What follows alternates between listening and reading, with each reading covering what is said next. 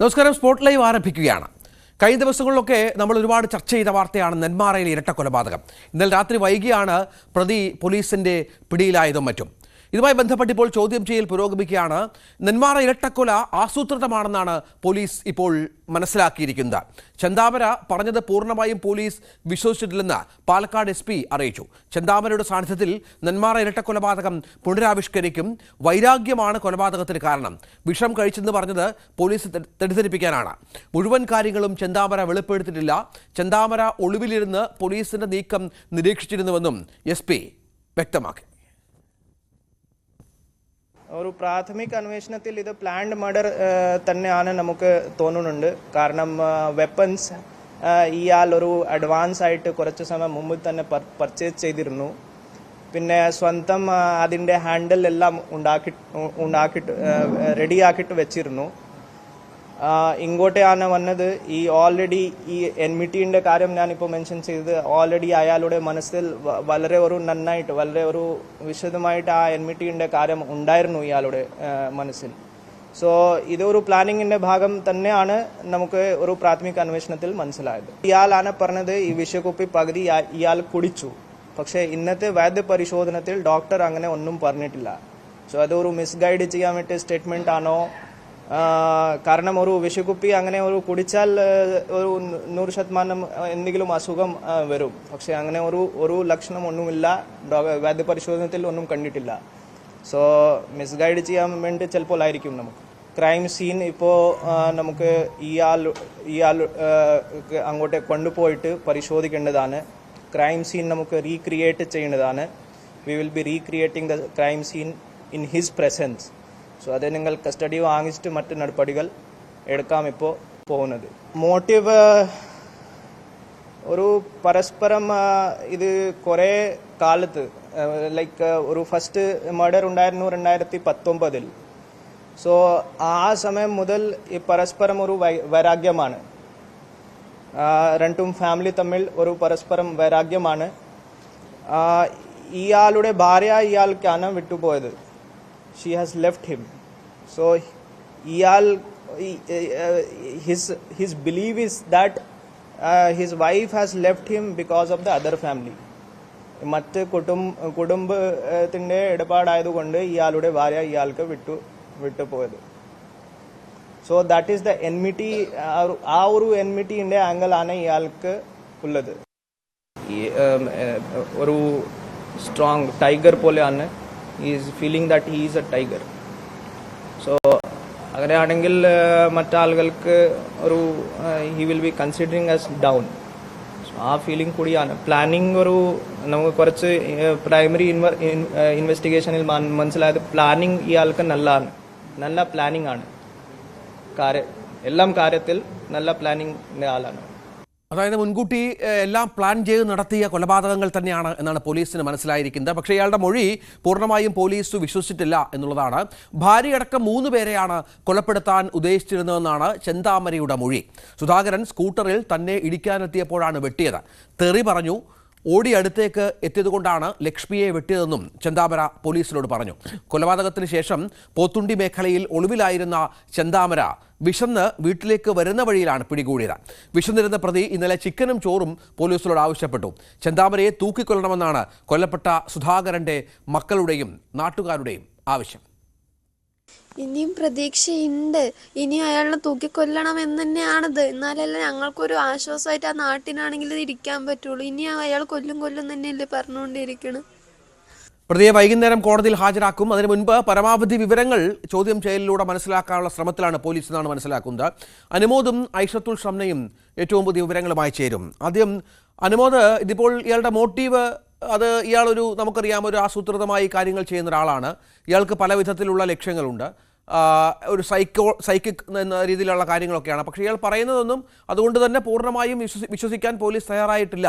എന്താണ് ഇയാളുടെ ലക്ഷ്യം എന്ന കാര്യത്തിലും ഇപ്പോഴും ആശയക്കുഴപ്പമുണ്ടല്ലോ. കാരണം ഇങ്ങനെ നിരന്തരം കൊലപാതകങ്ങൾക്ക് കാര്യങ്ങൾ ആസൂത്രണം ചെയ്യുക എന്ന് പറയുമ്പോൾ മറ്റെന്തെങ്കിലും മാനസിക നിലയുള്ള ആളാണോ എന്നും സംശയിക്കേണ്ടിയിരിക്കുന്നു. ഇതുവരെയുള്ള ചോദ്യം ചെയ്യലിൽ നിന്ന് ഇപ്പോൾ ഏതാണ്ട് 10, 12, 15 മണിക്കൂറായി ഇയാൾ പോലീസിൻ്റെ കസ്റ്റഡിയിലുണ്ടല്ലോ. എന്തൊക്കെ കാര്യങ്ങളാണ് പോലീസിന് നമുക്കൊക്കെ മനസ്സിലാകുന്നത്?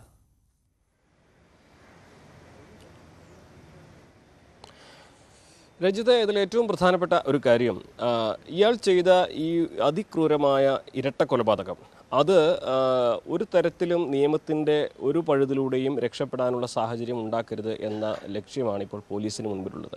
അതായത് ഇയാൾ പലതരത്തിലുള്ള തന്ത്രങ്ങൾ പയറ്റുന്നുണ്ട്. നേരത്തെ ഇയാളൊരു കൊലക്കേസിൽ പ്രതിയായിരുന്നു, അതിനുശേഷം അയാൾ ജയിലിലായിരുന്നു. അപ്പോൾ കൃത്യമായിട്ട് കുറ്റകൃത്യങ്ങൾ എങ്ങനെ കൈകാര്യം ചെയ്യാമെന്നും അതുമായി ബന്ധപ്പെട്ട കൃത്യമായ ധാരണ ഇയാൾക്കുണ്ട് എന്ന് വേണം നമുക്ക് കരുതുവാൻ. ഇതിന് ഏറ്റവും പ്രധാനപ്പെട്ട ഒരു കാര്യം മൊഴിയിൽ വൈരുദ്ധ്യം ഉണ്ടാക്കുന്ന തരത്തിൽ അയാൾ പെരുമാറുന്നുണ്ട്. ഇയാളുടെ പല മൊഴിയും വിശ്വസിക്കാൻ പോലീസിന് ഇപ്പോഴും കഴിഞ്ഞിട്ടില്ല. കാരണം രണ്ട് കാര്യങ്ങൾ നമുക്ക് ഇതിൽ ഉദാഹരിച്ച് പറയാൻ കഴിയും. ഒന്ന്, വിഷം കഴിച്ചതിനെക്കുറിച്ച് അത് പോലീസിന് എടുത്തു പറഞ്ഞൊരു കാര്യമാണ്. വിഷം താൻ കുടിച്ചു എന്ന് പോലീസിനോട് പറഞ്ഞ ഇയാൾ പക്ഷേ പരിശോധനയിൽ വിഷം കഴിച്ചതായി കണ്ടെത്തിയിട്ടില്ല. അപ്പോൾ അത് തെറ്റായ ഒരു മൊഴിയായിരുന്നു.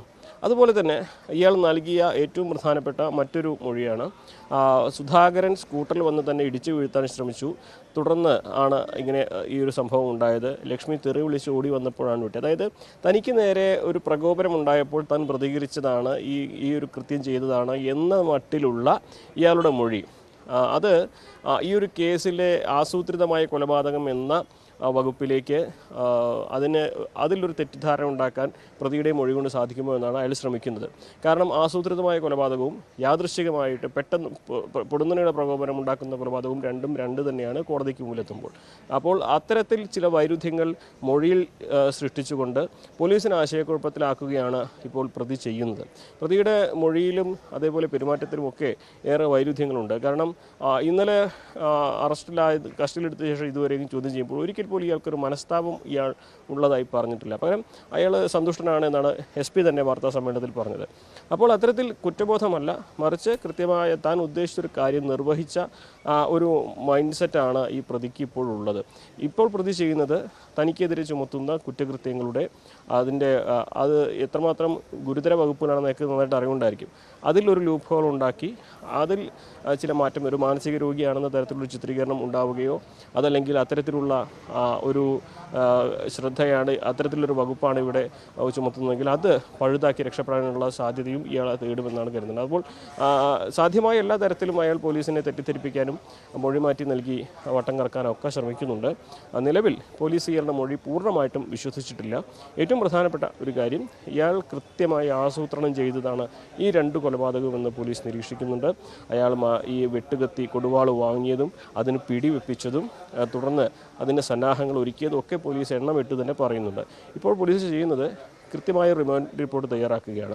എത്രമാത്രം ആസൂത്രിതമായ കൊലപാതകമാണ് ഇയാൾ ചെയ്തത്, അതിന് മുൻതൂക്കങ്ങൾ എന്തൊക്കെയായിരുന്നു, തുടർന്നുള്ള നീക്കങ്ങൾ എന്തൊക്കെയായിരുന്നു, തനിക്ക് ഏറ്റവും അറിയാവുന്ന സുരക്ഷിതമായിട്ട് നിൽക്കാൻ കഴിയുന്ന ഒരിടം അയാൾ ഒളിവിന് വേണ്ടി തിരഞ്ഞെടുത്തതും അവിടെ നിന്ന് പോലീസിനെ നിരീക്ഷിച്ചിരുന്നതും അതൊക്കെ തന്നെ പോലീസ് കൃത്യമായ റിമാൻഡ് റിപ്പോർട്ട്. SP പറഞ്ഞാലൊരു വാക്ക് നമ്മൾ എടുത്തു പറയുകയാണ്, ഹീസ് ലൈക്ക് എ ടൈഗർ എന്നാണ് പറയുന്നത്. അതായത് ഒരു കടുവയെ പോലെ അത്രയും ശ്രദ്ധയോടെയാണ് ഇയാൾ കൃത്യം ചെയ്തത്.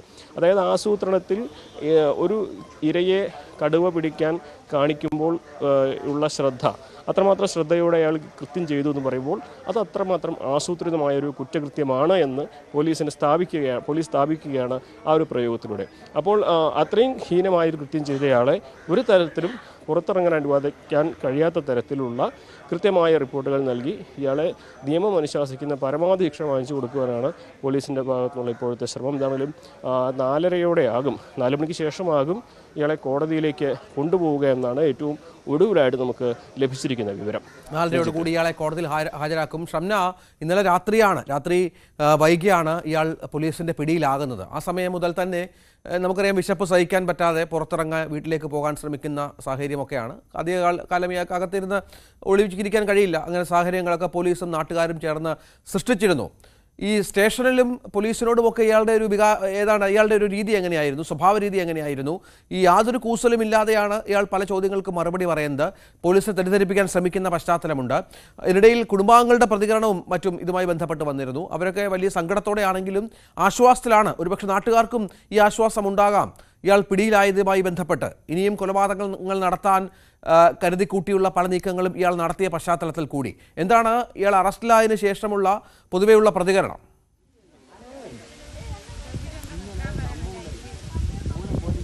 സൂചിപ്പിച്ചതുപോലെ തന്നെ വലിയ ആശ്വാസത്തിലാണ് നാട്ടിലുള്ളത്. കാരണം കഴിഞ്ഞ ദിവസങ്ങളിലായി ഓരോ ദിവസവും വളരെ പേടിയോടുകൂടി സ്വന്തം വീട്ടിൽ കഴിയാൻ പോലും ഈ നാട്ടുകാർക്ക് പേടിയായിരുന്നു. കാരണം ഈ പ്രതി നേരത്തെ സൂചിപ്പിച്ചതുപോലെ തന്നെ ഒരു സൈക്കോ സ്വഭാവമുള്ള ആരാണ്.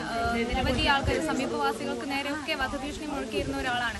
അതുകൊണ്ട് തന്നെ സ്വന്തം വീട്ടിലെ കഴിയാൻ പോലും നാട്ടുകാർക്ക് ഭയന്ന് കഴിയേണ്ട ഒരു അവസ്ഥയായിരുന്നു. പക്ഷേ ഈ പ്രതി ഇന്നലെ രാത്രിയോടുകൂടി പിടികൂടിയതിനു ശേഷം വലിയ ആശ്വാസമുണ്ട്. പക്ഷേ ഇനി പ്രതിക്ക് ലഭിക്കുന്ന ശിക്ഷ അത് ഏത് തരത്തിലായിരിക്കും? ഈ പ്രതി ഒരിക്കലും ജയിലിൽ വെച്ച് ഇറങ്ങാതെ അല്ലെങ്കിൽ ഇനി ജാമ്യം പോലും ഇനി ഈ പ്രതിക്ക് കൊടുക്കാതെ അങ്ങനെ മരണം വരെ ജയിലിൽ കഴിയേണ്ടി വരുന്ന ഒരവസ്ഥ ഉണ്ടാവണം. അതല്ലെങ്കിൽ വധശിക്ഷ അടക്കം പ്രതിക്ക് നൽകണമെന്ന ആവശ്യമാണ് നാട്ടുകാർക്കുള്ളത്. എന്തായാലും നമ്മളിപ്പോ ഇവിടെ ഈ പ്രതിയെ പിടിച്ചു എന്തായാലും ആശ്വാസമുള്ള പക്ഷേ മോളെ ഇനിയും വീണ്ടും 5 കൊല്ലം കഴിഞ്ഞ് കഴിഞ്ഞാൽ വരും. വന്നു കഴിഞ്ഞാൽ ഞങ്ങൾ ഈ പ്രദേശം ഇവിടുത്തെ ഉള്ള ജനങ്ങൾക്ക് ഭയം തന്നെയാണ്. തൊട്ട് താമസിക്കുന്നവർക്ക് നല്ലയേറെ ഭയമുണ്ട്. അവനെ കൊല്ലാൻ വിധിക്ക് തന്നെ വേണം. അവനെ ഇനി വിടരുത്. എൻ്റെ അഭിപ്രായം പറയുകയാണെങ്കിൽ അവനെ വിടരുത്. അവൻ അങ്ങനെയുള്ള ഒരു എന്താ പറയുക ക്രിമിനൽ ഉള്ള ആളാണ്. അതുകൊണ്ട് അവനെ ഇനി വിടാൻ പാടില്ല. ഈ കൊല്ലപ്പെട്ട സുധാകരനെയും കുടുംബത്തിനൊക്കെ നിങ്ങൾക്ക് നേരിട്ട് അറിയുന്നവരാണ്. അവരൊരു പാവങ്ങളാണ്. സുധാകരൻ പറയുന്ന ആൾ ഒരു പാവം, ലക്ഷ്മി അമ്മ പറയുന്നത് ഒരു പാവം പിടിച്ച അമ്മയാണ്. ഇവൻ്റെ ആരോഗ്യം അവരിനോടല്ല കാണിക്കേണ്ടത്. ചതിയിലല്ലേ ഇത് ചെയ്തിരിക്കുന്നത്. ഇവിടെ ചെറുപ്പക്കാരൻ കുട്ടികളുണ്ട്. ഇവൻ്റെ ക്രൂരത സഭയിൽ വെച്ച് ചെയ്താണെങ്കിൽ അവന് ജീവൻ ഉണ്ടാവില്ല. ഒന്നിനും പറ്റാത്ത അവരോടല്ലേ ഇവർ ചെയ്തിരിക്കുന്നത്. എന്തായാലും അവനെ തൂക്കിക്കൊല്ലാൻ ഗവൺമെൻറ് വിധിക്ക് തന്നെ സുപ്രീം കോടതി വിധി വരെ തന്നെ വേണം. 1 മാസം പോലും അവനെ ഇളവ് കൊടുക്കാൻ പാടില്ല. ആഹാരം കൊടുത്തിട്ട് കോടതിയിലും പോലീസ് സ്റ്റേഷനിലും അവനെ ആഹാരം കൊടുത്തിട്ട് ഇരുത്താൻ പാടില്ല. അവനെ തൂക്കിക്കൊല്ലാൻ ആ കുട്ടികളെല്ലാം ഓർത്തിട്ട് തൂക്കിക്കൊല്ലുക തന്നെ ചെയ്യണം. അതാണ് വേണ്ടത്. രഞ്ജിത്ത്, അത് തന്നെയാണ്. ഒരു തരത്തിലുള്ള ഇളവും ഈ പ്രതിക്ക് നൽകേണ്ടതെന്ന് തന്നെയാണ് നാട്ടുകാരുടെ കുടുംബത്തിന്റെ ആവശ്യം. പ്രതി നേരത്തെ ഈ ജോത്സ്യത്തിൽ വിശ്വസിച്ച് അല്ലെങ്കിൽ കൂടോത്രത്തിൽ വിശ്വസിച്ച് അത്തരമൊരു ഈ സച്ചിനെ അവനാണ് കൂടോത്രവും അങ്ങനെയായിരുന്നു മുമ്പ്. ഇയാൾക്ക് എത്ര അന്ധവിശ്വാസങ്ങളൊക്കെ ഉണ്ടായിരുന്നു? പുള്ളിക്ക് ഈ അന്ധവിശ്വാസം ഉള്ള കാരണമാണ് ഈ ലെവല് വരെ എത്തിയത്. എന്ന് വെച്ച് കഴിഞ്ഞാൽ ഇപ്പോൾ ഇവിടെ ഒരാൾ പറയുന്നു അങ്ങനെ ചെയ്യുന്നു ഇങ്ങനെ ചെയ്യുന്നു എന്ന് പറഞ്ഞാൽ അത് നടന്നു. ഇതിന് ശേഷം ഈ നടന്നില്ല. ഇപ്പം ഈ നടന്നു പറഞ്ഞാൽ ഈ ജാമ്യം ഇറങ്ങി വന്നു, ഈ 5 കൊല്ലം ഉള്ളിൽ കടന്നു വന്നു. തിരിച്ചു വരാം ഷംനയിലേക്ക് തിരിച്ചു വരാം.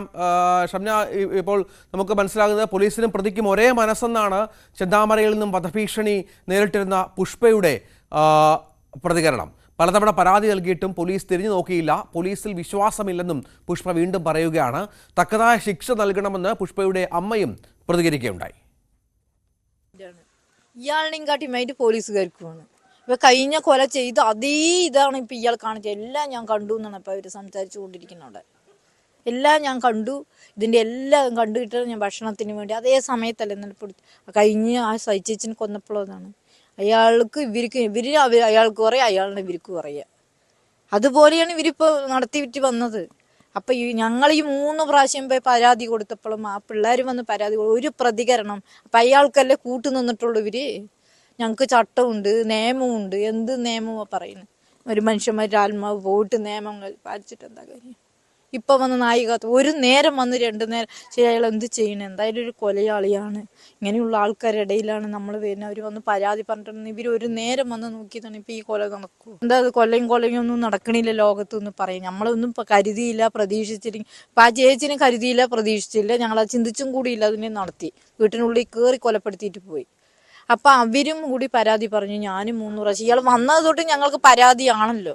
പിന്നെ ഒന്നും നിങ്ങൾ അറിയിക്കാതെ അവന് വിടുകയില്ല എന്ന് പറഞ്ഞ കോടതിയല്ലേ.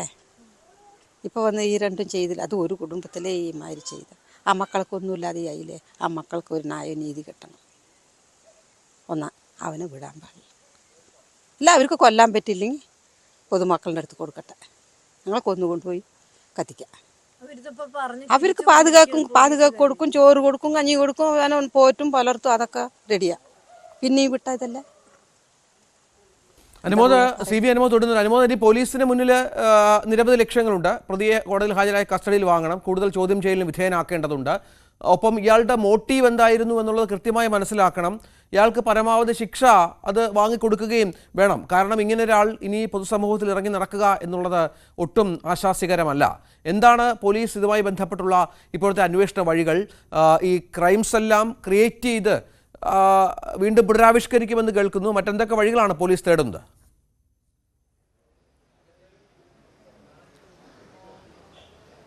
രഞ്ജിത്ത്, ഇത് സംബന്ധിച്ചുള്ള നടപടിക്രമങ്ങളാണ് പോലീസിൻ്റെ ഭാഗത്തും ഇനി പൂർത്തിയാക്കാനുള്ളത്. ഏറ്റവും പ്രധാനപ്പെട്ടത് തൊണ്ടി, അതായത് ഈ കുറ്റകൃത്യത്തിന് ഉപയോഗിച്ച ആയുധങ്ങൾ കണ്ടെടുക്കുക എന്നുള്ളത്. അത് പോലീസിനെ സംബന്ധിച്ച് നിലവിൽ ആ വെട്ടുകത്തി അല്ലെങ്കിൽ കുടുവാള് കൃത്യം നടന്ന സ്ഥലത്ത് തന്നെ ശേഖരിച്ചിട്ടുണ്ട്. അതുമായി ബന്ധപ്പെട്ട തെളിവുകളൊക്കെ തന്നെ കൃത്യമായിട്ട് ആദ്യ മണിക്കൂറുകളിൽ തന്നെ പോലീസിന് ലഭിച്ചിട്ടുണ്ട്. രണ്ടാമതായിട്ട് ഇനിയുള്ളത് ശാസ്ത്രീയമായിട്ടുള്ള തെളിവുകളാണ്. അതായത് ഈ കുറ്റകൃത്യം അതിന് പിന്നിൽ ഒരു ആസൂത്രണം ഉണ്ടായിരുന്നു, ഇയാൾക്ക് ഗൂഢലക്ഷ്യമുണ്ടായിരുന്നു. ഈ 2019 കൊലപാതകത്തിന് ശേഷവും ഇയാൾ ബാക്കിയുള്ളവരെ കൊല്ലുമെന്ന ഉദ്ദേശത്തോടെ ആയിരുന്നു എന്ന കാര്യം അന്ന് മുതൽ ഇത്തരത്തിലൊരു ഒരു ആസൂത്രണം ഇയാൾക്കുണ്ടായിരുന്നു എന്ന കാര്യം തെളിയിക്കുകയാണ്. അതിന് സാധൂകരിക്കുന്ന തരത്തിലുള്ള തെളിവുകൾ, അത് ആളുകളുമായിട്ടുള്ള ഇയാൾ ഈ കാര്യങ്ങൾ പങ്കുവെച്ചതാവട്ടെ, ശാസ്ത്രീയമായിട്ട് ഇത്തരം കാര്യങ്ങൾ അദ്ദേഹം ചെയ്തിട്ടുണ്ടെങ്കിൽ അത് ശേഖരിക്കലാവട്ടെ, അങ്ങനെ ശാസ്ത്രീയവും സാഹചര്യ തെളിവുകളും സാക്ഷിമൊഴികളും ഒക്കെ ഈ ഒരു കേസിൻ്റെ അടിസ്ഥാനപരമായിട്ടുള്ള മുന്നോട്ട് പോക്കിന് വേണ്ടതാണ്. സ്വാഭാവികമായിട്ടും ഇനിയുള്ള പോലീസിൻ്റെ ശ്രദ്ധ അതിൽ തന്നെയാണ്. ഇതിൽ ഏറ്റവും പ്രധാനപ്പെട്ട കാര്യം ആസൂത്രണം എന്നതാണ് ഈ ഒരു കേസിനെ ഇത്രമാത്രം നിർണായകമാക്കുന്നത്. ഒരു കുടുംബത്തെ മുഴുവൻ ഇല്ലാതെയാക്കുവാൻ തീരുമാനിച്ച് വർഷങ്ങളായിട്ട് അതിനുവേണ്ടി സമയം കാത്തിരിക്കുന്ന തരത്തിൽ പ്രതി ഒരുങ്ങി എന്നതാണ് ഏറ്റവും പ്രധാനപ്പെട്ട ഒരു കാര്യം. അത്തരത്തിൽ ഒരു കുറ്റകൃത്യം ചെയ്യാനുള്ള മെൻറ്റാലിറ്റി ഉള്ള ഒരാൾ സമൂഹത്തിൽ പുറത്തിറങ്ങുന്നത് സമൂഹത്തിന് എല്ലാവർക്കും ഭീഷണിയാവുന്നൊരവസ്ഥയാണ്. ഇതിനെ സാധൂകരിക്കുന്ന സാക്ഷിമൊഴികളൊക്കെ ആവശ്യമാണ്. നമുക്കറിയാം, ആ ബോയൻ മേഖലയിൽ തന്നെ അവിടുത്തെ പ്രദേശവാസികൾ നേരത്തെ പോലീസിന് നൽകിയ അവരുടെ പരാതി, ഇപ്പോൾ ഈ കുറ്റകൃത്യം ഉണ്ടായതിനു ശേഷം അവർ നൽകുന്ന മൊഴികൾ, അവരുടെ ആശങ്കകൾ, ഇതൊക്കെ തന്നെ ഇയാൾക്ക് പരമാവധി ശിക്ഷ നേടിക്കൊടുക്കുവാൻ ആവശ്യമായ സാക്ഷിമൊഴികളും സാഹചര്യ തെളിവുകളുടെ കൂട്ടത്തിൽ ഉൾപ്പെടുത്തുന്നതാണ്. അതിനൊപ്പം ഒരു പഴുതുകളില്ലാത്തൊരു കുറ്റപത്രം തയ്യാറാക്കുക എന്ന വലിയ ഒരു വെല്ലുവിളിയാണ് ഇയാൾക്ക് മുമ്പിലുള്ളത്.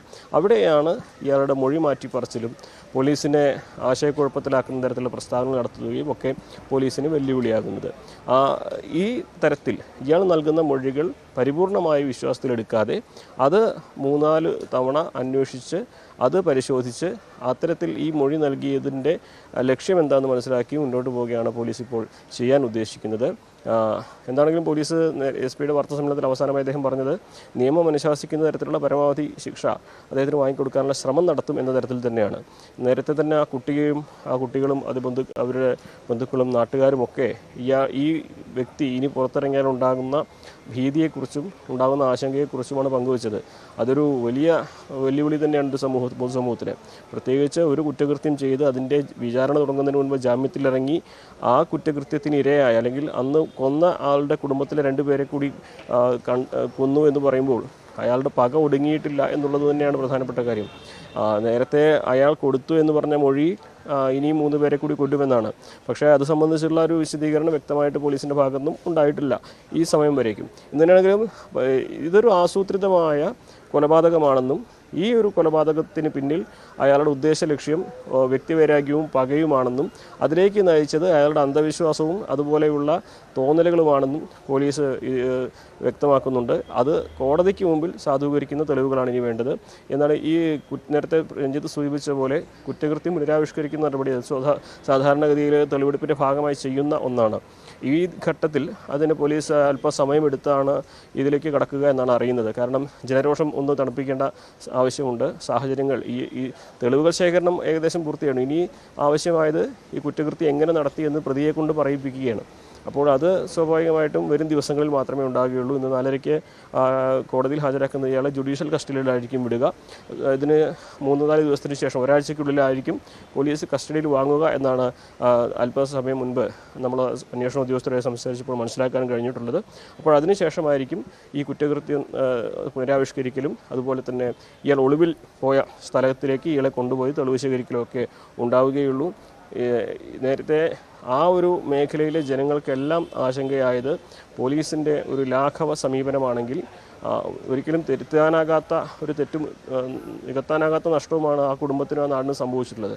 പക്ഷേ ഇനി അയാൾ പുറത്തിറങ്ങാത്ത രീതിയിൽ നിയമം അനുശാസിക്കുന്ന ഏറ്റവും വലിയ ശിക്ഷ ഏതാണെങ്കിൽ അത് അയാൾക്ക് നേടിക്കൊടുക്കുന്നതിലൂടെയാണ് പോലീസിന് ഇവിടെ കുറച്ചെങ്കിലും തെറ്റ് തിരുത്താൻ കഴിയുകയുള്ളൂ എന്ന് വ്യക്തമാണ്. അതാണ് പോലീസ് ആ രീതിയിൽ തന്നെയാണ് നിലവിൽ മുന്നോട്ട് പോകുന്നത്.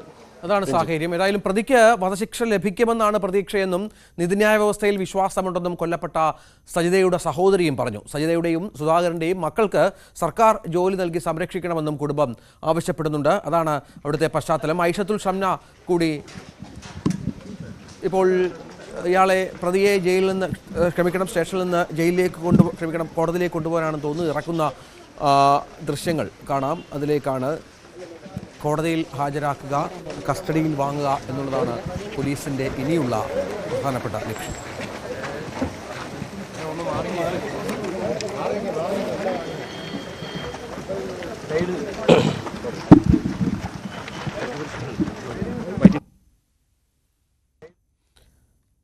ചെന്താമരയുമായി ഒരു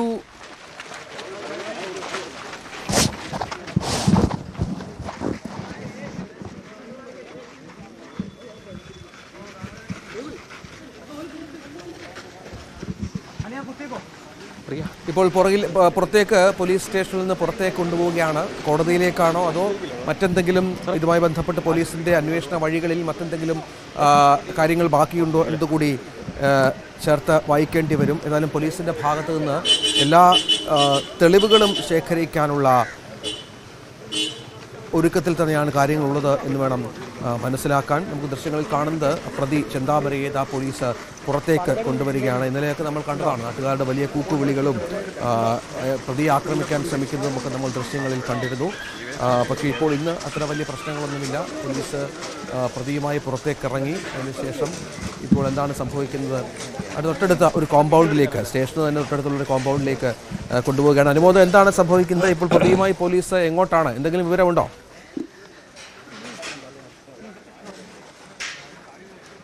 രഞ്ജിത്ത്, DYSP ഓഫീസിലേക്കാണ് ഇപ്പോൾ പ്രതിയെ കൊണ്ടുപോയിട്ടുള്ളത്. നേരത്തെ കോടതിയിൽ ഹാജരാക്കുന്നതിന് മുൻപ് ചില നടപടിക്രമങ്ങൾ പൂർത്തീകരിക്കേണ്ടതുണ്ട്. അതിൻ്റെ ഭാഗമായിട്ടാണ് ഇയാളെ ഇപ്പോൾ DYSP ഓഫീസിലേക്ക് എത്തിച്ചിട്ടുള്ളത് എന്നാണ് പോലീസിൽ നിന്ന് നമുക്ക് മനസ്സിലാക്കാൻ കഴിയുന്ന ഒരു കാര്യം. DYSP ഓഫീസിൻ്റെ മുമ്പിലാണ് നമ്മളിപ്പോൾ നിൽക്കുന്നത്.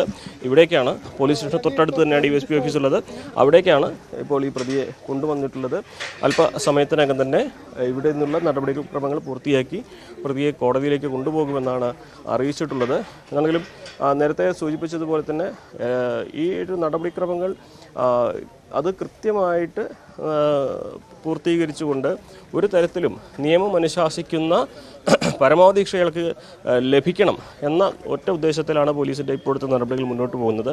ഇപ്പോൾ അത് പുരോഗമിച്ചുകൊണ്ടിരിക്കുകയാണ്. അല്പസമയത്തിനകം തന്നെ ഇയാളെ കോടതിയിലേക്ക് കൊണ്ടുപോകാൻ നടപടി ആരംഭിക്കുമെന്നാണ് അറിയുന്നത്. നേരത്തെ 4:30 കൊണ്ടുപോകുമെന്നായിരുന്നു അറിയിച്ചിരുന്നത്.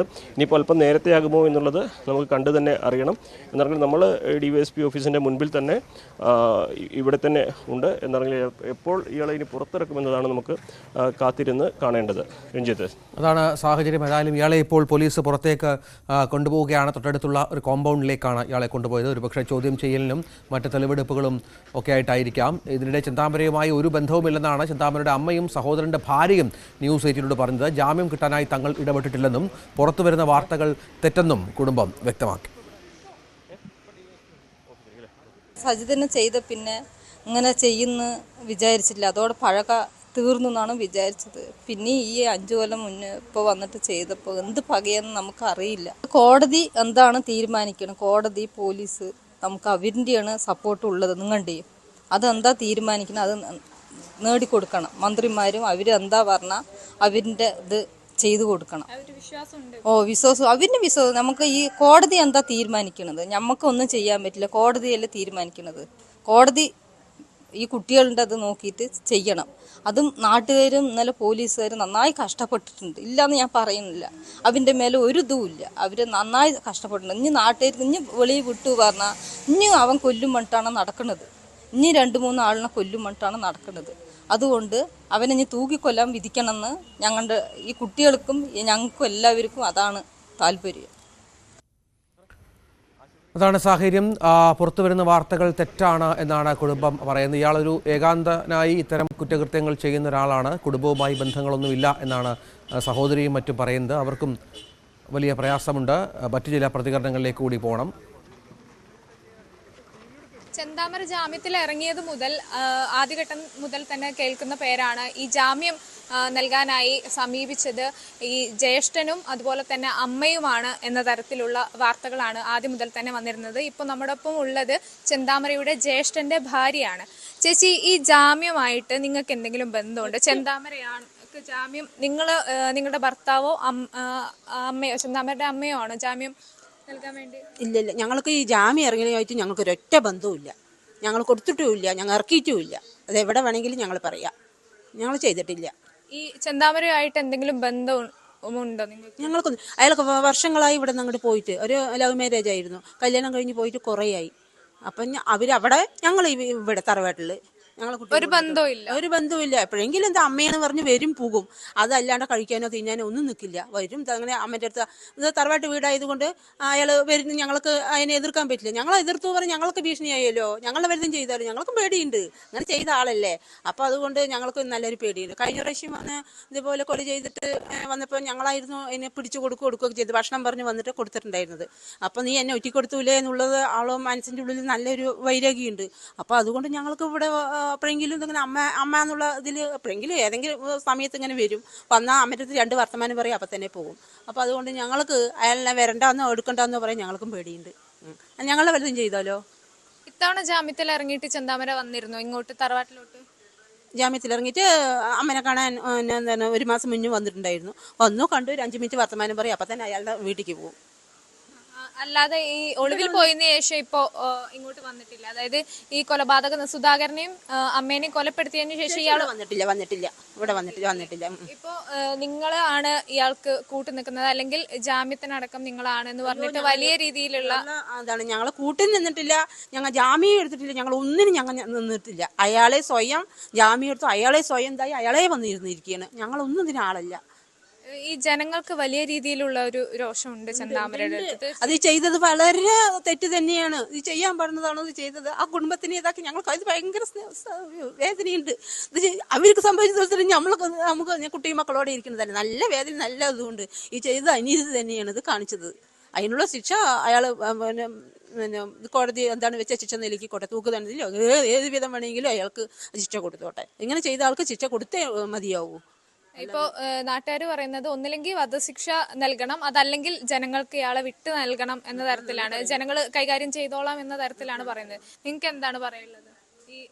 ഞങ്ങൾക്ക് ഇതിൽ ഒന്നും പറയാൻ, ഞങ്ങൾക്ക് ശിക്ഷ അത് ഏത് വിധം വേണമെങ്കിലും ശിക്ഷ അനുഭവിച്ചോട്ടെ, ഇതേ ഞങ്ങൾക്ക് പറയാനുള്ളൂ. ജനങ്ങൾക്ക് വിട്ടുകൊടുക്കുകയാണെങ്കിലും അങ്ങനെ ആയിക്കോട്ടെ, അല്ലെങ്കിലോ ഏത് വിധം വേണമെങ്കിലും ചെയ്തോട്ടെ. ഞങ്ങൾക്കൊന്നും അതിൽ ഇതാകാനോ എടുക്കാനോ അതിന് അയാളെ ഞങ്ങൾക്കത് ഇതേ ഇല്ല. അയാൾ ചെയ്ത ശിക്ഷ അയാൾ തന്നെ അനുഭവിച്ചോട്ടെ. എന്തായാലും പോലീസിന്റെ കസ്റ്റഡിയിലാണ് ചെന്താമര. അയാളെ ചോദ്യം ചെയ്തുകൊണ്ടിരിക്കുകയാണ് പോലീസ്. അല്പസമയത്തിനകം കോടതിയിൽ ഹാജരാക്കും, കസ്റ്റഡിയിൽ വാങ്ങും. ഈ കൊലപാതകം അടക്കം വീണ്ടും റിക്രിയേറ്റ് ചെയ്ത് കൂടുതൽ തെളിവുകളിലേക്ക് എത്താനുള്ള ശ്രമങ്ങൾ പോലീസിന്റെ ഭാഗത്തുനിന്ന് പുരോഗമിക്കുന്നുമുണ്ട്. തിരിച്ചു വരാം വളരെ പെട്ടെന്ന് ഇടവേളയ്ക്ക് ശേഷം.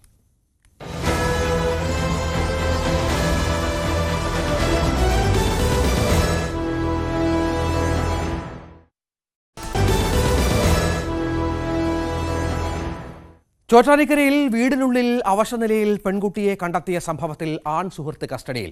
അർദ്ധനഗ്നയായി കഴുത്തിൽ ഷാൾ മുറുകി പരിക്കേറ്റ നിലയിലായിരുന്നു പെൺകുട്ടി. പെൺകുട്ടിയുടെ ആരോഗ്യനില ഗുരുതരമായി തുടരുകയാണ്.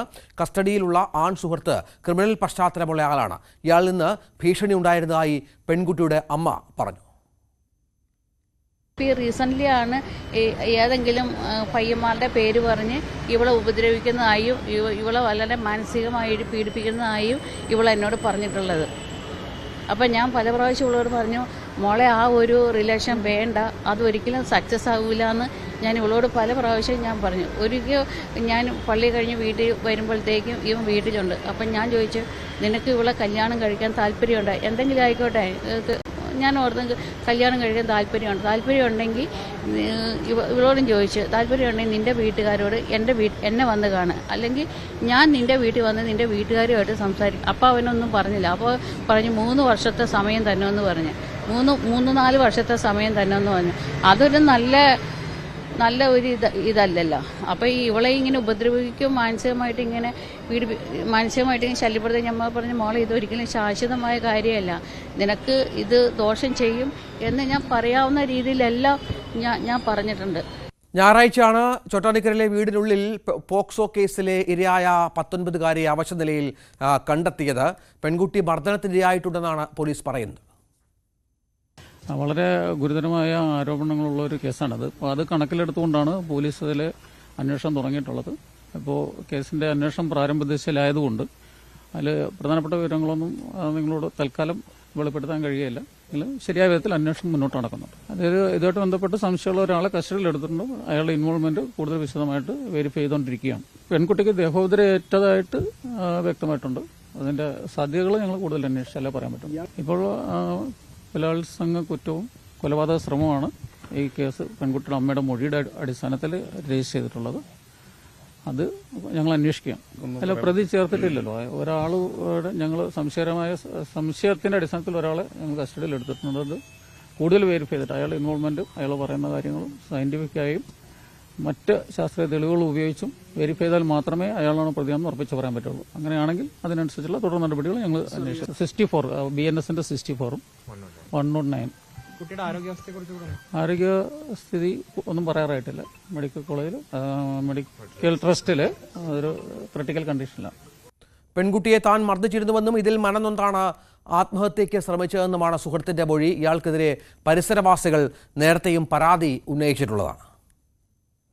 പരാതിയുടെ ഉള്ളടക്കം എന്ന് പറഞ്ഞാൽ നമ്മുടെ ഈ പിടിച്ചു എന്ന് പറയുന്ന പയ്യൻ സ്ഥിരമായിട്ട് ഇവിടെ വരുന്ന പയ്യനാണ്. പലരും അവനിവിടെ കൊണ്ടുവന്നാക്കാൻ വരാണ്ടെന്നാണ് പ്രദേശവാസികൾ പറയുന്നത്. അപ്പോൾ ഒരു മാസത്തിന് മുമ്പ് ഒരു മാസം കഴിഞ്ഞ 3-ാം തീയതി ഇവിടെ ഒരു പയ്യൻ ജോലി കഴിഞ്ഞ് വന്നപ്പോൾ ഈ പയ്യൻ വണ്ടി വട്ടം വയ്ക്കുകയും വണ്ടി മാറ്റി എനിക്ക് പോകണമെന്നുള്ള രീതിയിൽ സംസാരിക്കുകയും ചെയ്തപ്പോൾ ഇവനായിട്ട് കയർക്കുകയും കോർക്കുകയും ചെയ്തപ്പോൾ ഇവിടെയുള്ള മറ്റ് ഒരു 3-4 പേര് കൂടി ചെന്നു. അത് അങ്ങനെ ഇവരെല്ലാവരെയും കൂടി ഭീഷണിപ്പെടുത്തിയിട്ടാണ് അവൻ അവിടെ നിന്ന് വണ്ടി എടുത്തുകൊണ്ട് പോയത്. അപ്പം അന്ന് 20 കുടുംബങ്ങൾ അടങ്ങുന്ന എല്ലാവരും കൂടി ചേർന്നൊരു മാസ് പെറ്റീഷൻ കഴിഞ്ഞ 3-ാം തീയതി ചോറ്റാനിക്കര പോലീസ് സ്റ്റേഷനിൽ കൊടുത്തിട്ടുണ്ടായിരുന്നു. അത് കൗൺസിലറായ എന്നെ വിളിച്ചു പറയും. അങ്ങനെയാണ് ഞാൻ അറിഞ്ഞത്. ഞാൻ തൊട്ടപ്പുറത്താണ് താമസിക്കുന്നത്, ഈ അയൽവക്കമല്ല. അതുകൊണ്ട് അങ്ങനെയാണ് സംഭവം. ഡാനി ഇപ്പോൾ പുതിയ വിവരങ്ങൾ പങ്കുവെക്കും. ഡാനി, എന്താണ് യഥാർത്ഥത്തിൽ സംഭവിച്ചത്? ഈ പെൺകുട്ടി പോക്സോ കേസിലെ ഇരയാണ് എന്നറിയാം. അതിനുശേഷം പോലീസ് ഇതുമായി ബന്ധപ്പെട്ട നടപടികൾ സ്വീകരിച്ചിരുന്നു. ഇങ്ങനെ ഈ യുവാവിൻ്റെ കയ്യിൽ വീണ്ടും ഇവർ പെടുന്നത് എങ്ങനെയാണ്? ഇത്ര ദിവസം അങ്ങനെ മർദ്ദിക്കാനും ഇത്തരത്തിൽ അടിമ പോലെ കൊണ്ടുനടക്കാനും ഒക്കെ സാധിക്കുന്നത് എങ്ങനെയാണ്?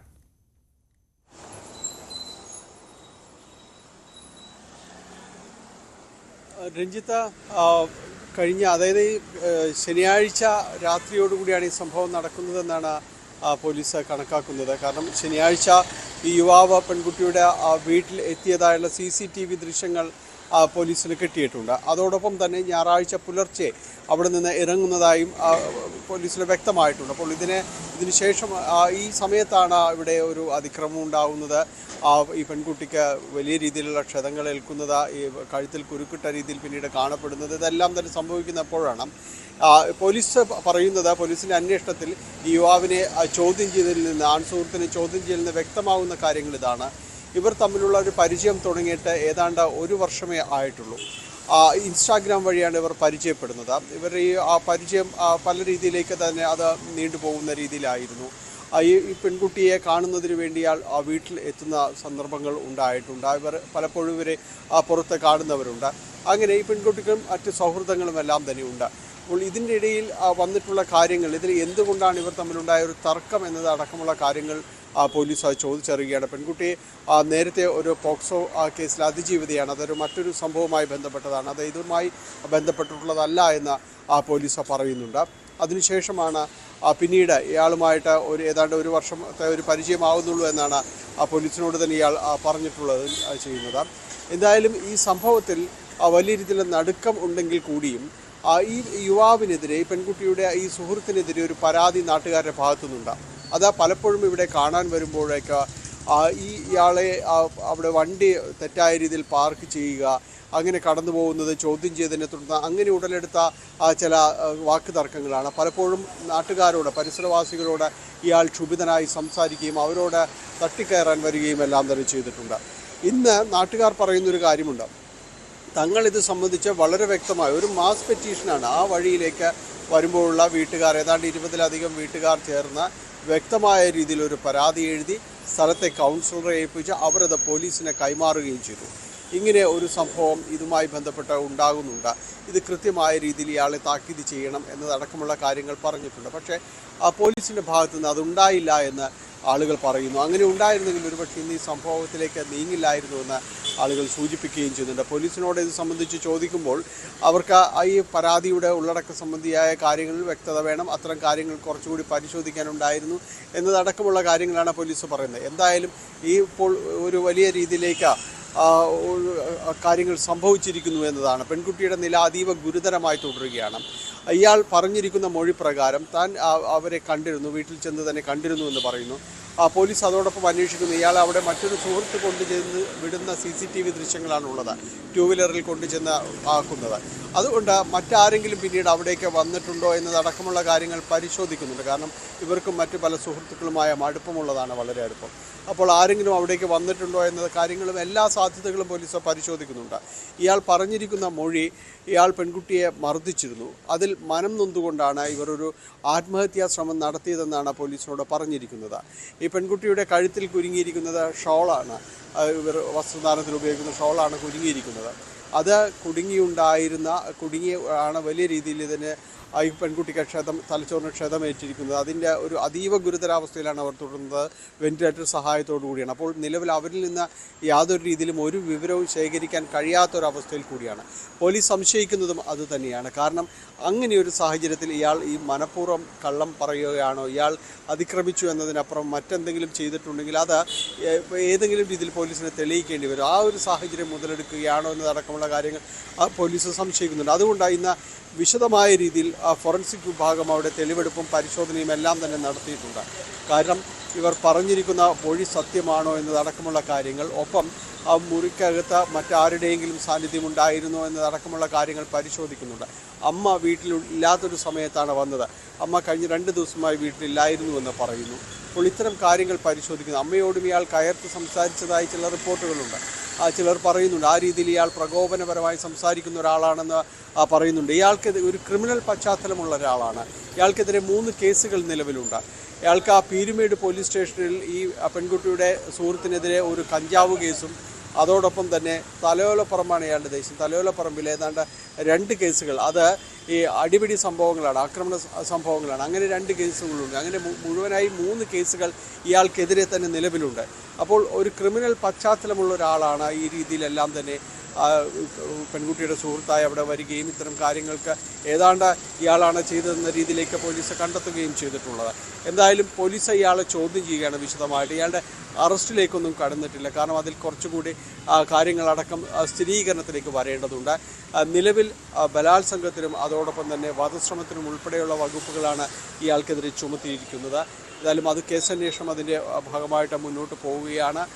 ഈ കേസിൽ മറ്റാരെങ്കിലും ഉൾപ്പെട്ടിട്ട് ഇപ്പോഴത്തെ സാഹചര്യത്തിൽ മറ്റാരുമില്ല എന്നൊരു അനുമാനത്തിൽ തന്നെയാണ് പോലീസ് മുന്നോട്ട് പോകുന്നത്. മുഴുവൻ അന്വേഷണവും ഈ ആൺസുഹൃത്തിനെ കേന്ദ്രീകരിച്ച് തന്നെയാണ് മുന്നോട്ട് പോവുകയും ചെയ്യുന്നത്. ഇയാളിപ്പോൾ ഈ പറഞ്ഞതുപോലെ മറ്റാർക്കും ഈ വിഷയത്തിൽ ഡാനി പങ്കില്ല എന്ന് തന്നെയല്ലേ മനസ്സിലാക്കേണ്ടത്? അമ്മയൊക്കെ പറയുന്നത് നേരത്തെ ഇയാൾ വിവാഹാലോചന അത്തരത്തിൽ ചില കാര്യങ്ങളിലേക്കൊക്കെ എത്തിയിരുന്നു, വേണമെങ്കിൽ വിവാഹം കഴിച്ചു തരാമെന്ന് പറഞ്ഞിരുന്നു.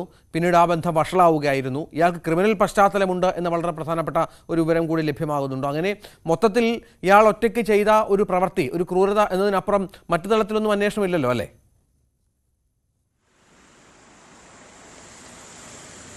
നിലവിലില്ല. കാരണം ഇപ്പോഴുള്ള ഒരു സാഹചര്യ തെളിവുകളും കാര്യങ്ങളും എല്ലാം ആ രീതിയിലുള്ളതാണ്. കാരണം ഇയാൾ ഇവിടേക്ക് എത്തിയതും പോയതുമായ ബന്ധപ്പെട്ട കാര്യങ്ങളിലെ വിശദാംശങ്ങൾ CCTV അടക്കം പോലീസ് ശേഖരിച്ചിട്ടുണ്ട്. അപ്പോൾ ആ സമയത്ത് ഇയാൾ മാത്രമായിരുന്നു ഉണ്ടായിരുന്നത് എന്നതടക്കമുള്ള കാര്യങ്ങൾ പോലീസിന് സ്ഥിരീകരിക്കാൻ കഴിഞ്ഞിട്ടുണ്ട്. ഈ പെൺകുട്ടിക്ക് ഈ അതിക്രമം ഉണ്ടായ സമയവും കാര്യങ്ങളും എല്ലാം തന്നെ കൃത്യമായി മെഡിക്കൽ റിപ്പോർട്ട് പോലീസിന് ലഭിച്ചിട്ടുണ്ട്. അപ്പോൾ ഈ സമയവും കാര്യങ്ങളും എല്ലാം വളരെ കൃത്യമായുള്ള കാര്യങ്ങളാണ്. മറ്റാരും തന്നെ ഉൾപ്പെട്ടിട്ടില്ല എന്ന് തന്നെയാണ് പോലീസ് ഈ നിമിഷം വരെയും അനുമാനിക്കുന്നത്. പോലീസിന് അന്വേഷണവും തെളിവുകളും ലഭിച്ചിരിക്കുന്നതും ആ രീതിയിൽ തന്നെയാണ്.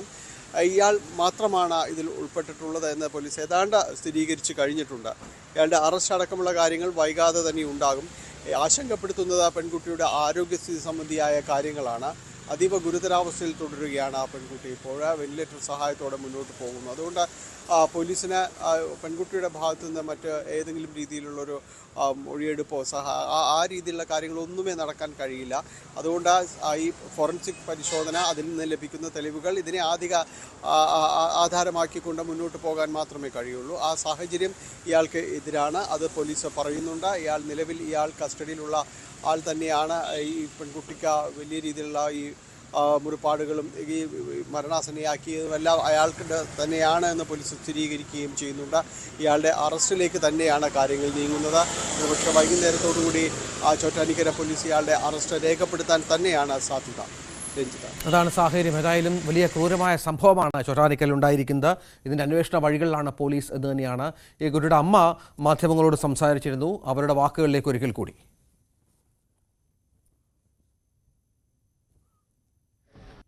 റീസെൻ്റ്ലി ആണ് ഏതെങ്കിലും പയ്യന്മാരുടെ പേര് പറഞ്ഞ് ഇവളെ ഉപദ്രവിക്കുന്നതായും ഇവളെ വളരെ മാനസികമായി പീഡിപ്പിക്കുന്നതായും ഇവളെന്നോട് പറഞ്ഞിട്ടുള്ളത്. അപ്പം ഞാൻ പല പ്രാവശ്യം ഇവളോട് പറഞ്ഞു, മോളെ ആ ഒരു റിലേഷൻ വേണ്ട, അതൊരിക്കലും സക്സസ് ആവില്ല എന്ന് ഞാൻ ഇവളോട് പല പ്രാവശ്യം ഞാൻ പറഞ്ഞു. ഒരിക്കൽ ഞാൻ പള്ളി കഴിഞ്ഞ് വീട്ടിൽ വരുമ്പോഴത്തേക്കും ഇവൻ വീട്ടിലുണ്ട്. അപ്പം ഞാൻ ചോദിച്ചു, നിനക്ക് ഇവളെ കല്യാണം കഴിക്കാൻ താല്പര്യമുണ്ടോ? എന്തെങ്കിലും ആയിക്കോട്ടെ, ഞാൻ ഓർത്ത് കല്യാണം കഴിക്കാൻ താല്പര്യമുണ്ടെങ്കിൽ ഇവളോടും ചോദിച്ചു, താല്പര്യമുണ്ടെങ്കിൽ നിൻ്റെ വീട്ടുകാരോട് എന്നെ വന്ന് കാണുക, അല്ലെങ്കിൽ ഞാൻ നിൻ്റെ വീട്ടിൽ വന്ന് നിൻ്റെ വീട്ടുകാരുമായിട്ട് സംസാരിക്കും. അപ്പോൾ അവനൊന്നും പറഞ്ഞില്ല. അപ്പോൾ പറഞ്ഞു 3 വർഷത്തെ സമയം തന്നെയെന്ന് പറഞ്ഞു. 3-4 വർഷത്തെ സമയം തന്നെയെന്ന് പറഞ്ഞു. അതൊരു നല്ല ഒരു ഇതല്ലല്ലോ.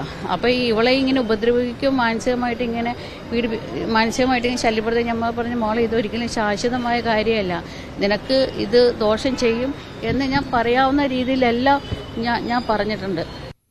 അതാണ് ആ പെൺകുട്ടിയുടെ സാഹചര്യം. ഏതായാലും പോലീസ് ഈ വിഷയവും അന്വേഷിക്കുകയാണ്. അതിക്രൂരമായ പീഡനമാണ് ആ കുട്ടിക്ക് നേരിടേണ്ടി വന്നത് എന്നുള്ളതാണ് ഏറ്റവും പ്രധാനപ്പെട്ട കാര്യം. അതിനുള്ള ശിക്ഷ അയാൾക്ക് ലഭിക്കട്ടെ എന്ന് നമുക്ക് കരുതാം. തൃശ്ശൂരിലേക്ക് പോകണം. അവിടെ പ്രണയത്തിൽ നിന്നും യുവതി പിന്മാറിയതിനെ തുടർന്ന് അതേ യുവതിയുടെ വീട്ടിലെത്തി തീ കൊളുത്തി ആത്മഹത്യ ചെയ്തു യുവാവ്. തൃശ്ശൂർ കുട്ടനെല്ലൂരിലാണ് സംഭവം ഉണ്ടായത്. കണ്ണാറ സ്വദേശിയും 23-കാരനായ അർജുൻ ലാലാണ് മരിച്ചത്. ഇരുവരും ഒരുമിച്ച് പഠിച്ചവരാണ്. വീടിൻ്റെ ജനൽച്ചില് എറിഞ്ഞ് പൊട്ടിച്ച ശേഷമാണ് സിറ്റ് ഔട്ടിൽ വെച്ച് ഇയാൾ പെട്രോൾ ഒഴിച്ച് തീ കൊളുത്തിയത്. അജയ് സുധാ ബിജു വിവരങ്ങൾ പങ്കുവെക്കും. അജയ്, വളരെ ദാരുണമായ സംഭവമാണ്. ഈ പെൺകുട്ടിയുമായി ഇയാൾ ദീർഘനാളായി പ്രണയത്തിലായിരുന്നോ? അടുത്ത സമയത്താണോ ഈ ബന്ധത്തിന് വിള്ളൽ സംഭവിച്ചത്? എന്താണ് നമുക്ക് മനസ്സിലാകുന്നത്? രഞ്ജിത്ത്, ഈ മരിച്ച അർജുൻ ലാൽ എന്ന പയ്യൻ്റെ സുഹൃത്തുക്കൾ പറയുന്നതനുസരിച്ച് ഈ പെൺകുട്ടിയും അർജുൻ ലാലും ഇരുവരും സ്കൂൾ കാലഘട്ടം മുതലേ സുഹൃത്തുക്കളായിരുന്നു. അപ്പോൾ മുതൽ ഇവർ പ്രണയത്തിലായിരുന്നു എന്നും ഈ അർജുൻ ലാലിൻ്റെ സുഹൃത്തുക്കൾ പറയുന്നുണ്ട്. എന്നാൽ കഴിഞ്ഞ 1 വർഷമായി ഇവർ തമ്മിൽ യാതൊരുവിധ ബന്ധവുമില്ല, ഇവർ പരസ്പരം സംസാരിക്കാറുമില്ലായിരുന്നു. അപ്പോൾ കുറച്ച് ദിവസങ്ങൾക്ക് മുൻപ് ഈ അർജുൻ ലാൽ ഈ പെൺകുട്ടിയുമായി നിൽക്കുന്ന ഒരു ചിത്രം സമൂഹ മാധ്യമങ്ങളിൽ പങ്കുവച്ചിരുന്നു. അപ്പോൾ ഈ പെൺകുട്ടിയുടെ വീട്ടുകാർ തീർച്ചയായിട്ടും അത് കാണുകയും ഇതിൽ വളരെ രൂക്ഷമായി പ്രതികരിക്കുകയും ചെയ്തിരുന്നു. ഈ ചിത്രം ഉടൻ തന്നെ ഡിലീറ്റ് ചെയ്യണമെന്നും ഇല്ലെങ്കിൽ മറ്റ് പരാതി ഉൾപ്പെടെ കൊടുക്കുമെന്നും പറഞ്ഞിരുന്നു. ഈ പയ്യൻ അപ്പോൾ തിരിച്ചു പറഞ്ഞത് ഒരിക്കലും ഈ ചിത്രം ഡിലീറ്റ് ചെയ്യില്ല എന്ന് പറഞ്ഞുകൊണ്ട് ആത്മഹത്യാ ഭീഷണി നടത്തുകയാണ് ഫോൺ വഴി ചെയ്തത്. എന്നാൽ പെൺകുട്ടിയുടെ വീട്ടുകാർ ഇത് കാര്യമായി എടുത്തില്ല. ഈ ചിത്രം ഡിലീറ്റ് ചെയ്യണം എന്ന് തന്നെ കർശനമായി ഈ പയ്യനോട് പറയുകയും ചെയ്തു. കഴിഞ്ഞ ദിവസം അർജുൻ ലാൽ തൻ്റെ സുഹൃത്തുക്കളുമായിട്ട് കണ്ണാറയിൽ ഇപ്പോൾ ഒരു സ്ഥലത്ത് വിശ്രമിക്കുന്നതിനിടയിലായിരുന്നു സുഹൃത്തുക്കളോട് താൻ ഭക്ഷണം വാങ്ങിയിട്ട് വരാം എന്ന് പറഞ്ഞുകൊണ്ട് പുറത്തേക്ക് ഇറങ്ങുകയായിരുന്നു സുഹൃത്തുക്കൾക്കിടയിൽ നിന്നും. അത് കഴിഞ്ഞ് ഇദ്ദേഹം നേരെ ഒരു പെട്രോൾ പമ്പിലേക്ക് പോവുകയും അവിടെ നിന്ന് പെട്രോൾ വാങ്ങിച്ചുകൊണ്ട് നേരെ കുട്ടനെല്ലൂരിലേക്ക് പോവുകയും ചെയ്തു. കുട്ടനെല്ലൂരിലാണ് ഈ പെൺകുട്ടിയുടെ വീടുള്ളത്. ആ പെൺകുട്ടിയുടെ വീട്ടിലേക്ക് എത്തിയ ഈ അർജുൻ ലാൽ നേരെ വീടിൻ്റെ ജനൽ ചില്ല് ഉടയ്ക്കുകയായിരുന്നു ഉണ്ടായത്. തുടർന്ന് ആത്മഹത്യാ ഭീഷണി വീടിന് മുന്നിൽ നിന്നും മുഴക്കുകയുണ്ടായി. പിന്നാലെ വീടിൻ്റെ സിറ്റൗട്ടിലേക്ക് കയറി ചെന്നാണ് ശരീരത്തിൽ പെട്രോൾ ഒഴിച്ചുകൊണ്ട് സ്വയം തീ കൊളുത്തി ആത്മഹത്യ ചെയ്യുന്ന ഈ ഒരു നിലയിലേക്ക് കാര്യങ്ങൾ എത്തിയത്. എന്തായാലും വളരെ ദാരുണമായിട്ടുള്ള ഒരു സംഭവമായിരുന്നു. പെൺകുട്ടിയുടെ വീട്ടുകാർ അറിയിച്ചതിനെ തുടർന്ന് ഒല്ലൂർ പോലീസ് സ്ഥലത്തെത്തി. ഈ പോലീസുകാരാണ് ഈ അർജുൻ ലാലിനെ ആശുപത്രിയിലേക്ക് എത്തിച്ചത്. ആശുപത്രിയിൽ വെച്ച് മറ്റ് അടിയന്തര ചികിത്സ ഉൾപ്പെടെ നൽകിയിരുന്നു. ഇന്നലെ രാത്രിയാണ് ഈ സംഭവം ഉണ്ടായത്. ഇന്നലെ രാത്രി മുതൽ ഇന്ന് ഉച്ചവരെ വളരെയധികം ചികിത്സയിൽ തന്നെയായിരുന്നു ഈ പയ്യൻ. എന്നാൽ ജീവൻ രക്ഷിക്കാനായില്ല. ഇന്ന് ഉച്ചയോടെ മരണം സംഭവിക്കുകയായിരുന്നു. പോസ്റ്റ്മോർട്ടം ഉൾപ്പെടെയുള്ള നടപടികൾക്കായി മൃതദേഹം ഇപ്പോൾ ആശുപത്രിയിൽ നിന്ന് മാറ്റിയിട്ടുണ്ട്. രഞ്ജിത്ത്, വലിയ ദാരുണമായ സംഭവമാണ്. നമുക്ക് ആ മൃതദേഹം കിടക്കുന്ന ദൃശ്യങ്ങളൊക്കെ, കത്തിക്കരിഞ്ഞ് കിടക്കുന്ന ദൃശ്യങ്ങളൊക്കെ നമുക്ക് ലഭ്യമായിട്ടുണ്ട്. പക്ഷേ അത് പ്രേക്ഷകരെ കാണിക്കുന്നത് അതിൻ്റെ പൂർണ്ണാർത്ഥത്തിൽ അതൊരു വല്ലാത്ത തരത്തിലുള്ള ദൃശ്യമാണ്. അതും ഏറെ ദാരുണമായ ഒരു സംഭവമാണ്. ഒരു പ്രണയ നൈരാശ്യത്തിൻ്റെ പേരിലാണ് തൻ്റെ വലിയ ഒരു ജീവിതം ഈ യുവാവ് നശിപ്പിച്ചത് എന്നുള്ളതാണ്. ആത്മഹത്യ ഒന്നിനും പരിഹാരമല്ല എന്നുകൂടി വ്യക്തമാക്കട്ടെ. ഇത്തരം ചെറിയ ചെറിയ വികാരങ്ങളൊക്കെ വളരെ പെട്ടെന്ന് അതിജീവിക്കാൻ സാധിക്കുന്ന ഒന്നുമാണ്, അക്കാര്യത്തിൽ സംശയമില്ല. നൈമിഷികമായ ചില ചിന്തകളുടെ അടിസ്ഥാനത്തിൽ മാത്രമാണ് ഇത്തരം പ്രവർത്തികളിലേക്ക് ഈ ചെറുപ്പക്കാരൊക്കെ കടക്കുന്നത്. അവർക്ക് മുന്നിൽ വലിയ ജീവിതമുണ്ട്, വലിയ കരിയറുണ്ട്, നല്ല രീതിയിൽ ജീവിക്കാനുള്ള എല്ലാ കാര്യങ്ങളും സമൂഹത്തിൽ ഉണ്ട് താനും. അതൊക്കെ മറന്നുകൊണ്ടാണ് വളരെ പെട്ടെന്ന് നൈമിഷികമായ ഈ കാര്യത്തിലൊക്കെ ഇവർ ഇടപെടുന്നത്, ഇത്തരത്തിൽ ആത്മഹത്യയിലേക്ക് അഭയം പ്രാപിക്കുന്നത് എന്നുള്ളതാണ് ഏറ്റവും സങ്കടകരമായ കാര്യം. നമുക്ക് അജയിലേക്ക് ഒരിക്കൽ കൂടി പോകണം. അജയ്, പോലീസിൻ്റെ നടപടികൾ എന്തൊക്കെയാണ് എന്ന് കൂടി മനസ്സിലാക്കേണ്ടതുണ്ട്. ഈ പെൺകുട്ടിയുടെ വീട്ടിലെത്തിയാണ് ഈ കൊലപാതകം, ഈ ആത്മഹത്യ നടത്തിയത്. സ്വാഭാവികമായും അതനുസരിച്ചുള്ള നടപടിക്രമങ്ങളിലേക്കായിരിക്കും പോലീസ്, അല്ലേ? അതെ, തീർച്ചയായിട്ടും ഇനി ഈ പെൺകുട്ടിയുടെയും അതുപോലെ തന്നെ മാതാപിതാക്കളുടെയും ഉൾപ്പെടെ മൊഴിയെടുക്കേണ്ടതുണ്ട്. ഇത്തരത്തിലൊരു ചിത്രം സമൂഹ മാധ്യമങ്ങളിൽ ഈ അർജുൻ ലാൽ കഴിഞ്ഞ ദിവസങ്ങളിൽ പങ്കുവച്ചിരുന്നോ എന്നതുൾപ്പെടെയുള്ള കാര്യങ്ങൾ പരിശോധിക്കേണ്ടതുണ്ട്. ഈ അർജുൻ ലാലിൻ്റെ സുഹൃത്തുക്കളാണ് ഇപ്പോൾ പ്രാഥമികമായിട്ടുള്ള മൊഴി പോലീസിന് നൽകിയിട്ടുള്ളത്. അപ്പോൾ അതിൽ നിന്നാണ് ഈ പെൺകുട്ടിയും അതുപോലെ തന്നെ അർജുൻ ലാലും വളരെ വർഷങ്ങളായി പരിചയത്തിലുണ്ടായിരുന്നതായും ഇരുവരും ഒന്നിച്ച് സ്കൂളിൽ പഠിച്ചിരുന്നതായിട്ടുമുള്ള വിവരങ്ങൾ പോലീസിന് ലഭിക്കുന്നത്. എന്നാൽ ഈ ഒരു വർഷമായിട്ട് ഇരുവരും ഇപ്പോൾ അകന്നു കഴിയുകയായിരുന്നു. രണ്ടുപേരും സംസാരിക്കാറില്ലായിരുന്നു. യാതൊരു തരത്തിലുള്ള ബന്ധവും ഇരുവരും തമ്മിൽ ഇല്ലായിരുന്നു. എന്നാൽ ഈ ചിത്രം ഈ അർജുൻ ലാൽ സമൂഹ മാധ്യമങ്ങളിൽ പങ്കുവച്ചതിന് പിന്നാലെയാണ് ഇപ്പോഴുള്ള ഈ പ്രശ്നങ്ങൾക്ക് വഴിവെച്ചത്. പെൺകുട്ടിയുടെ വീട്ടുകാർ വളരെ രൂക്ഷമായി തന്നെ പയ്യനോട് പ്രതികരിച്ചു. ഈ ചിത്രം ഡിലീറ്റ് ചെയ്തില്ലെങ്കിൽ പോലീസിനുൾപ്പെടെ പരാതി കൊടുക്കുമെന്നും മറ്റ് നിയമ നടപടികൾ സ്വീകരിക്കുമെന്നും പറയുകയുണ്ടായിരുന്നു. അപ്പോൾ ഇതിൽ മനം തൊന്താണ് ഈ അർജുൻ ലാൽ ഇത്തരത്തിലൊരു ആത്മഹത്യയിലേക്ക് കടന്നത് എന്നാണ് ഇപ്പോൾ നമുക്ക് ഈ പ്രാഥമികമായിട്ട് ഈ സംഭവങ്ങളിൽ നിന്ന് മനസ്സിലാക്കാൻ സാധിക്കുന്നത്. ഇനി മറ്റെന്തെങ്കിലും പ്രശ്നങ്ങൾ ഇവർക്കിടയിൽ ഉണ്ടായിരുന്നോ, അല്ലെങ്കിൽ മറ്റെന്തെങ്കിലും പ്രശ്നം കാരണമാണോ ഈ ആത്മഹത്യയിലേക്ക് നയിച്ചത്, അല്ലെങ്കിൽ ഈ പെൺകുട്ടിയുടെ വീട്ടുകാരുടെ പ്രതികരണം അത് ഒരു ഫോൺ കോൾ വഴി മാത്രമുള്ളതായിരുന്നോ, അല്ലെങ്കിൽ മറ്റെന്തെങ്കിലും തരത്തിലേക്ക് ഇത് കടന്നിരുന്നോ എന്നുള്ള കാര്യങ്ങൾ ഉൾപ്പെടെ പോലീസ് ഇനി പരിശോധിക്കും എന്ന് തന്നെ വിചാരിക്കാം. എന്തായാലും തീർച്ചയായിട്ടും രഞ്ജിത്ത് പറഞ്ഞതുപോലെ വളരെയധികം ദാരുണമായിട്ടുള്ള ഒരു സംഭവമാണ്. 23-കാരനാണ് ഈ ജീവൻ നഷ്ടപ്പെട്ടത്. തീർച്ചയായിട്ടും വളരെ ഒരു ചെറിയ പ്രായത്തിൽ തന്നെയാണ് ഇത്ര അധികം ഒരു റിജക്ഷൻ പോലും അക്സെപ്റ്റ് ചെയ്യാൻ പറ്റാതെ ഇത്ര വലിയ ഒരു തീരുമാനത്തിലേക്ക് പയ്യൻ എത്തിച്ചേരുകയും തൻ്റെ സ്വന്തം ജീവൻ ഒടുക്കുകയും ചെയ്തത്. ഇതിന് മുൻപേ നമുക്ക് കുറച്ച് വർഷങ്ങൾക്ക് മുൻപേ ആണെങ്കിൽ നോക്കിയാൽ നമുക്ക് കാണാൻ സാധിക്കുമായിരുന്നു ഈ പ്രണയ നൈരാശ്യം കാരണം പെൺകുട്ടികളുടെ ജീവൻ എടുക്കുന്ന നിരവധി ചെറുപ്പക്കാരെ നമുക്ക് കാണാൻ സാധിക്കുമായിരുന്നു. ഇപ്പോൾ അതുപോലെ തന്നെ ഇപ്പോൾ ഈ പെൺകുട്ടിയെ ഇപ്പോൾ ശാരീരികമായി ഉപദ്രവിച്ചില്ലെങ്കിൽ പോലും മാനസികമായിട്ടുള്ള വലിയൊരു ആഘാതമാണ് തൻ്റെ ജീവൻ എടുത്തുകൊണ്ട് ഈ അർജുൻ ലാൽ നൽകിയിരിക്കുന്നത്. ശാരീരികമായി ആക്രമിച്ചില്ല എങ്കിൽ പോലും അത് തീർച്ചയായിട്ടും ഈ പെൺകുട്ടിക്കും ഉൾപ്പെടെ ഒരു മാനസികമായിട്ടുള്ള ആഘാതമാണ്. തീർച്ചയായിട്ടും ചിലപ്പോൾ അത് തന്നെയാകും ഇദ്ദേഹം ഉദ്ദേശിച്ചിരുന്നതും. തൻ്റെ മരണത്തിലൂടെ ഇവർക്ക് സമാധാനം കൊടുക്കരുത് എന്നുള്ള ഒരു കാര്യമായിരിക്കും ഇയാൾ നടത്താനായി ഉദ്ദേശിച്ചത്. എന്തായാലും ഈ ഒരു എടുത്തുചാട്ടം കൊണ്ട് 23-കാരനായിട്ടുള്ള അർജുൻ ലാലിന് തൻ്റെ ജീവൻ നഷ്ടപ്പെട്ടു. അദ്ദേഹത്തിൻ്റെ കുടുംബക്കാർക്കും അതുപോലെ തന്നെ ഒന്നിച്ചിരുന്ന് കളിച്ച് ചിരിച്ച് ആ സായാഹ്നം ആസ്വദിച്ചിരുന്ന സുഹൃത്തുക്കൾക്കും അത് തീർച്ചയായിട്ടും വലിയൊരു നഷ്ടമാണ്. സുഹൃത്തുക്കളോട് ഭക്ഷണം വാങ്ങിയിട്ട് വരാമെന്ന് പറഞ്ഞുകൊണ്ടാണ് അർജുൻ ലാൽ പുറത്തേക്ക് പോയത്. തങ്ങൾക്കൊപ്പം അത്രയും നേരം സമയം ചെലവഴിച്ചിരുന്ന അർജുൻ ലാലിനെ പിന്നീട് സുഹൃത്തുക്കളാണെങ്കിലും പങ്കുവച്ചത്. ഏതായാലും ധാരുണമായ ഒരു സംഭവമായി പോയി അത്. മറ്റൊന്ന് കഠിനകുളം കൊലപാതകമാണ്. അതിൻ്റെ ഞെട്ടൽ കഴക്കൂട്ടം ഈ തിരുവനന്തപുരം ഭാഗത്തുള്ള ആ കൊലപാതകവുമായി ബന്ധപ്പെട്ട് ഞെട്ടൽ പലർക്കും മാറിയിട്ടില്ല. പ്രതി ജോൺസൺ ഔസേപ്പിനെ കസ്റ്റഡിയിൽ വാങ്ങാനാണ് ഇപ്പോൾ പോലീസിന്റെ ശ്രമം. Attingal judicial first class magistrate കോടതിയിലാണ് അപേക്ഷ നൽകുക. 5 ദിവസത്തെ കസ്റ്റഡിയാണ് ആവശ്യപ്പെടുക. ഇതിനിടെ മുൻപും ക്രിമിനൽ കേസുകളിൽ ജോൺസൺ ഉൾപ്പെട്ടതായി കണ്ടെത്തിയിട്ടുണ്ട്. മോഷണ കേസുകളിലും അടിപിടി കേസുകളിലുമാണ് ഇയാൾക്കെതിരെ ഉള്ളത്. വി വിനോദ് വിവരങ്ങൾ പങ്കുവെക്കും. വിനോദ്, ഒരു ക്രിമിനൽ പശ്ചാത്തലമുള്ള ആളാണ് ഇയാൾ. സ്വാഭാവികമായും അതുകൊണ്ട് തന്നെയാണല്ലോ ഇത്ര ക്രൂരമായി ഒരു കൊലപാതകം നടത്താനുള്ള മാനസികാവസ്ഥ ഉണ്ടായത്. പോലീസിന്റെ തുടരന്വേഷണം ഇപ്പോൾ എങ്ങനെയാണ്? രഞ്ജിത്ത്, കസ്റ്റഡി അപേക്ഷ ഇന്ന് നൽകില്ല, ഒരുപക്ഷെ നാളെയും അപേക്ഷ നൽകില്ല. കൂടുതൽ കാര്യങ്ങൾ പരിശോധിക്കാനുണ്ട്. അതിനുശേഷമായിരിക്കും പ്രതിയെ കസ്റ്റഡിയിൽ വാങ്ങി കൂടുതൽ ചോദ്യം ചെയ്യൽ ഉൾപ്പെടെയുള്ള നടപടികളിലേക്ക് പോവുക. ഈ കൊലപാതകം നടന്ന വീട്ടിൽ ഉൾപ്പെടെ തെളിവെടുപ്പ് നടത്തേണ്ടതുണ്ട്.